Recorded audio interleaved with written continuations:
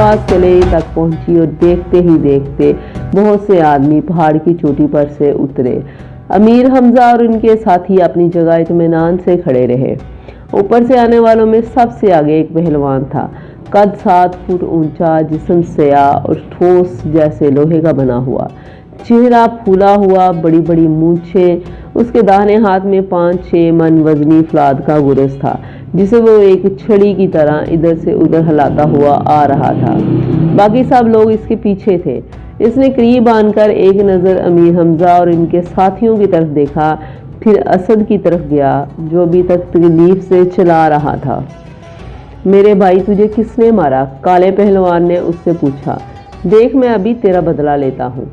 असद ने उंगली से अमीर हमजा की तरफ इशारा किया और काला देव पहलवान दांत निकालता हुआ उनकी तरफ बढ़ा।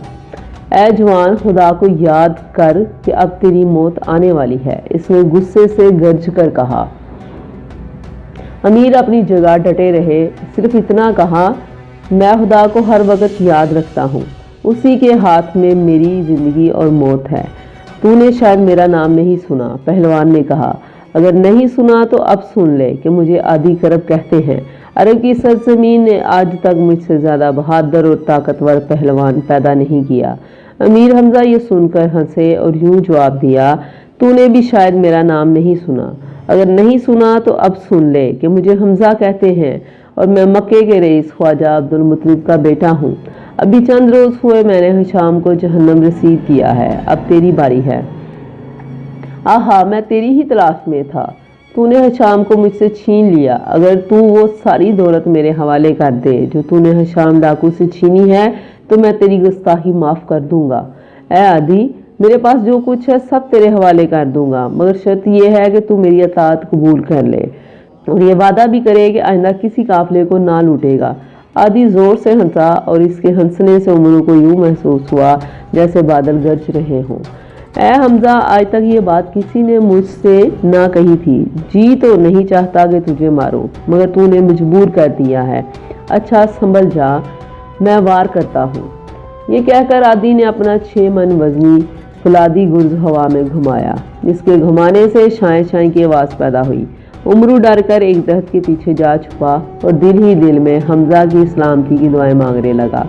आदि ने गुर्ज घुमाकर अमीर हमजा के सर पर मारने की कोशिश की। अमीर हमजा उछलकर परे हट गए और गुर्ज धाएं की आवाज़ से एक बड़े पहाड़ी पत्थर पर लगा।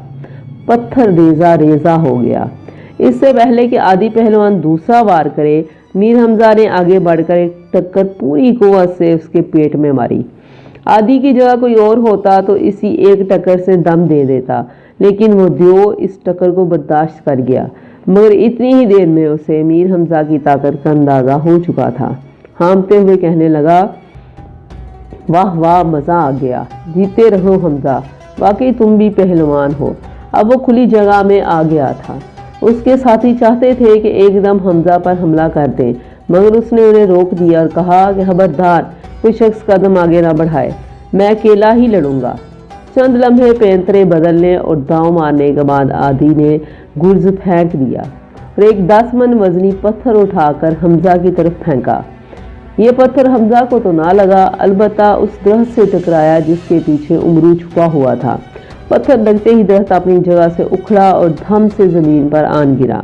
उमरू ने फुर्ती से एक तरफ हटकर अपनी जान बचाई और चलाया, ऐ हमजा, खुदा के वास्ते इस मोजी को जल्दी काबू में लाओ, वरना ये मुझे मार डालेगा।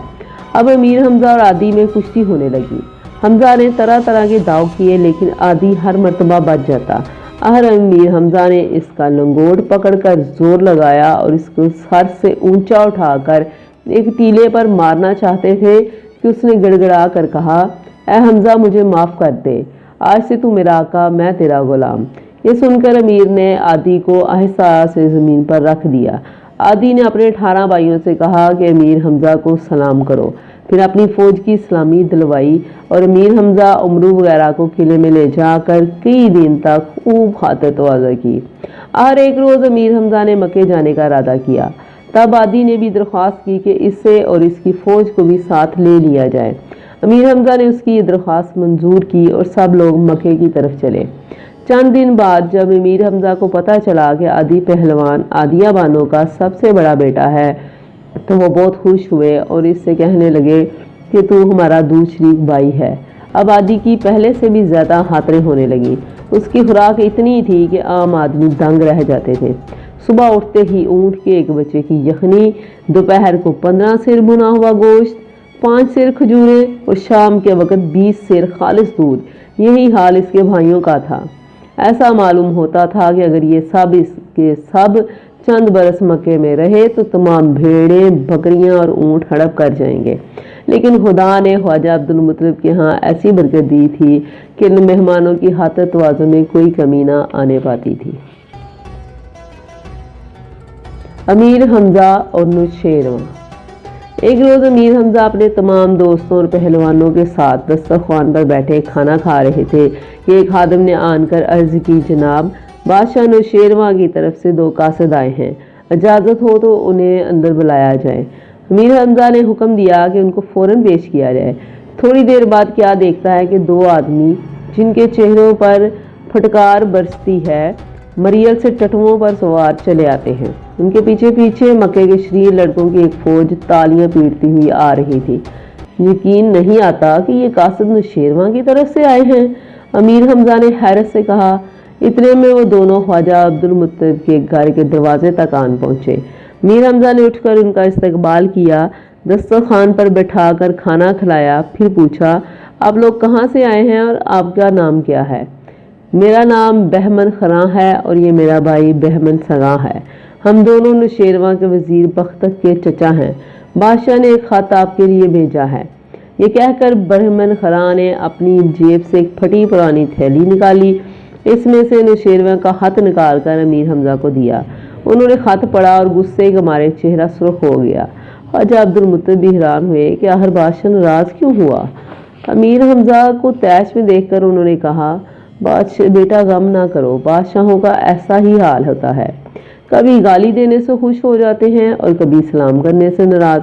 मुझे शक है कि बादशाह के कान में से किसी ने गलत सलत बातें डाल दी हैं।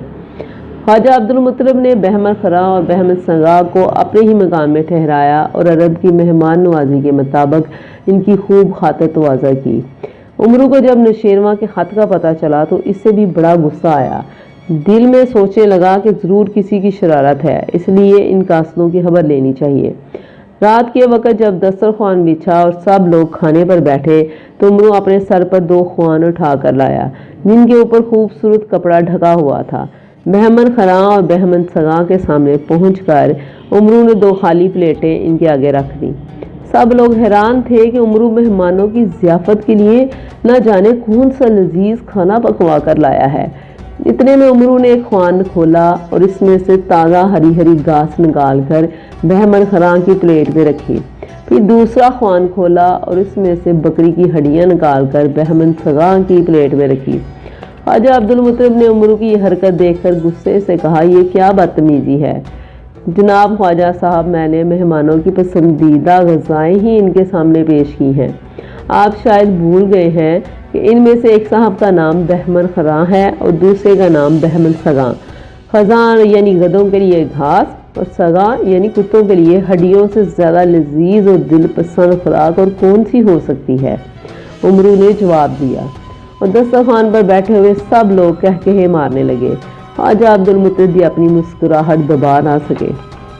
इतने में उमरू ने एक और हरकत की। अपने एक नौकर को इशारा किया और उसने गधे की पालान लाकर पहले बहमन खरां की पीठ पर डाली, फिर कुत्ते की झोल निकाल कर सगां को उड़ाई। अब तो लोगों ने मारे हंसी के पेट पकड़ लिए। बहमन सगा और बहमन खरां ने जब अपनी दुर्गत बनते देखी तो उन्होंने खंजर निकाल लिए और चाहा कि उमरू को हलाक कर दें कि तोक बिन जबरान ने इनसे खंजर छीन लिया और इतने घोंसे मारे कि सब खाया पिया बाहर आ गया। और ख्वाजा अब्दुल मुत्तलिब ने छुड़ाया और अगले रोज़ इन्हें मक्के से चले जाने की हिदायत की। बहमन खरां और बहमन सगा जब ख्वाजा अब्दुल मुत्तलिब के मकान से निकले तो उमरू पहले ही से शरीर लड़कों की टोली लिए रास्ते में मौजूद था। उन्होंने बहमन खरां और बहमन सगा पर गंदे अंडों, कीचड़ और पत्थरों की बारिश बरसा दी और इतना तंग किया कि वो बदनसीब रोते हुए उमरू के कदमों में गिर गए। तब उमरू ने इन्हें माफ़ किया और जाने की इजाज़त दी। بعد ازاں میر حمزہ نے نوشیروان کے نام ایک خط لکھ کر